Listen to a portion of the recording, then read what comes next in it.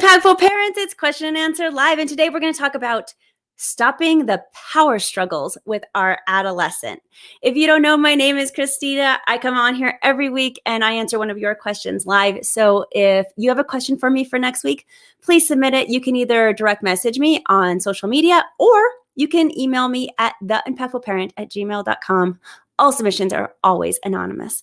And I had somebody write in this week and ask me about how do you stop the power struggles with your child? And yeah, it's not easy. I know the struggle is real, right? Well, power struggles as your child gets older are actually developmentally appropriate. When your child's young, they rely on you 100%. And as they get older, their self-power starts to increase little by little by little. But when kids are young, they also take our opinions and words as gold. They don't really question us that much. They just say, oh, is that how it's supposed to be? However you said. So they just accept our word as truth. And as we know, as kids get older, they become more independent thinkers. And that's when the questioning comes into play and the power struggles begin. Now, the most popular reason at the heart of power struggles that I have seen is parents not wanting to lose control. When parents are in control, they feel safe and secure. They know what's going on with their child. They're trying to keep them in the safest place possible. Losing control is scary. And we all know that kids make bad choices. It's inevitable. We all did it. Every child will make some kind of bad choice. So this makes it really hard to trust your child to make good choices. This lack of trust will let our children not make their choices. And sometimes as parents, we just tighten the grip a little too much and the power struggles begin. We don't want to see our kids get hurt. We don't want to see them get into a bad position. So it actually is coming out of so much love to protect your child by trying to maintain control. But the problem is the power struggles are there because your child is trying to really develop their own identity and learn to think for themselves. Now, as your child gets older, this exchange of power that shifts between the parent and the child, the parents will lose control. But what remains is influence. So I'm going to say that again. Parents, you cannot force your child to actually do anything. You will lose total control as they become older. You will.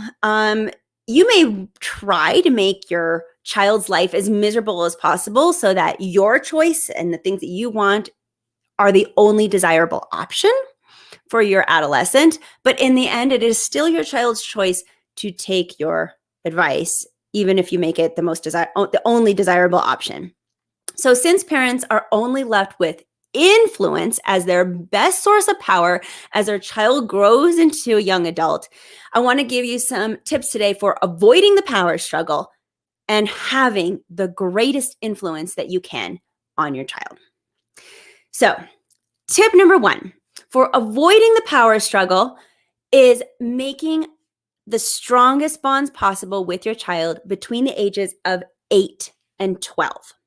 This might be the most important piece of advice I've ever given on The Impactful Parent. And as you guys know, I come on here every week and give a lot of advice. But these years are called the tween years, between ages 8 and 12. And they are the most critical years, in my opinion, to form that relationship with your child. Parents who have a secure bond with their child have much more success influencing their teenager as they become older because they have already established a foundation of trust that has been built over time. Because, again, if we're left with less control and only influence, in order for your child to really want to hear your opinions and take your advice as something that they should listen to and really hear, you have to have that bond with your child where they trust you. You have to have that relationship already established. If you don't have that, then your child will not want to hear what you have to say.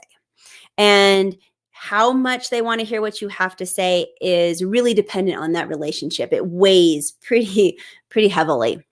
So create those bonds early. Now, tip number 2 for avoiding the power struggle is to help your child understand and actually accept that they have power. This might sound a little counterintuitive, but you want your child to feel like they have choices in their life and that you're there to help them to learn to make the right choices. You want to make sure that your child understands that you are not there to dictate their lives, but rather to support them through life. Now, this sentiment allows your teen to let down their guard. It gives your teenager space to open up to you. It makes them feel like they can trust you because they don't want somebody to dictate everything that they have, they do, they see, they're whatever. They don't want that. They're trying to gain their own independence. So if you can tell them over and over again and really drive this sentiment in that, hey, I'm not here to tell you everything that you need to do, but I am here to help you make choices, help you when you fall. I'm here to support you. And I have your best interest at heart. Then it gains trust and it goes back to that relationship again. So as parents, this also means that we have to shift our focus from the directive talking to a lot of listening, which brings me to tip number 3. So tip number 3 for avoiding the power struggle means thinking of your parental role more as a coach than an authoritarian. So good coaches, they stand on the sidelines and they give guidance on how their player can improve their game. When a player is in the middle of a match and makes a mistake, the coach doesn't walk onto the court or the field and take the ball and start playing for the player. No. Yet this is a common mistake that parents make. Their child will make a mistake, and instead of allowing your child to process their choices and the mistake and learn from them, the parent swoops in and corrects everything for them. You don't want to do that. It's also easy to say when your child comes to you and says, "What should I do, Mom?" that the parent just gives them the answers because it's so much easier than helping your child learn to problem solve and think for themselves. So brings me to tip number 4. Tip number 4 for avoiding power struggles is teaching your child how to be analytical and a problem solver themselves. It's teaching your child how to be an independent thinker when they come to these choices. So this process will really help your child make better choices. To do this, parents need to learn how to ask the right questions they need so that your child can learn to problem solve. It's a parent learning how to be an active listener. It's parents learning how to be patient through this process. Because it sounds easy when I say it, like teach your child to learn how to problem solve. But let's get real. Being an active listener and helping your child learn to problem solve is exhausting. If you're doing it right, it's a long process and it's tiring. And if you had a really long day at work, it's probably the last thing that you want to do. But I'm telling you, parents, it's something you're going to have to make as a priority because in the long run of the parenting game, it's going to pay back dividends. So think about trying to make that a priority. So it brings me to, how do parents teach their kids to be analytical problem solvers? The answer is helping your child come up with their own conclusions and therefore their own choices. But you, as a parent, are walking them through the process step by step by step through that decision making. And if you don't allow your child to actually make their own choices and you only give them directives, do this and do that, or I think you should do this, or maybe you should go do that and try to do this instead, they will never internalize whatever choice they chose. Because you just told them what to do inadvertently, even if it came from a place of love, even if it's you know that you have the right answers. If your child doesn't think that they came up with the solution, they can't internalize it. Because it's really easy for humans to take somebody else's advice, but say, I just did it because they told me so. And then not learn from their mistake or take responsibility for their actions. So you want your adolescent to learn how to make good choices. And in order to do this, you have to teach them this process of learning how to problem solve and how to make those good choices themselves.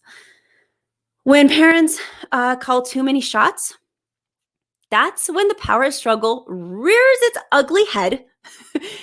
But I'm telling you that you can influence your child into making better choices by leading them through the problem solving process and helping them through it and giving them guidance.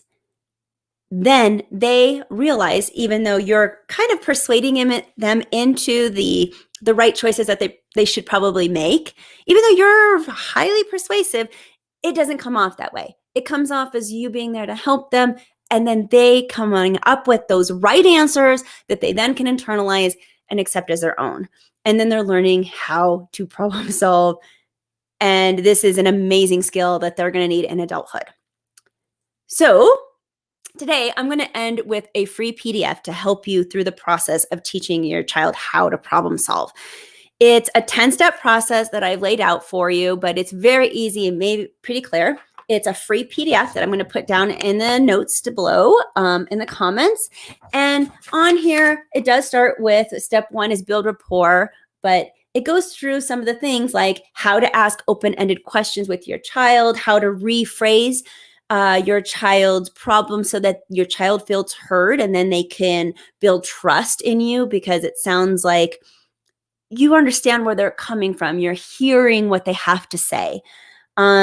It has on here help to identify your child's goal. What is it they're trying to get out of in this particular choice, in this particular circumstance that they're trying to be in. And I highly encourage you to get this free PDF. It's free, absolutely free. All you have to do is go to theimpactfulparent.com/problem-solving, and you can get your free PDF today to help you walk through that process. I hope that it really helps. And I hope that helps you a little bit with your parenting power struggles today.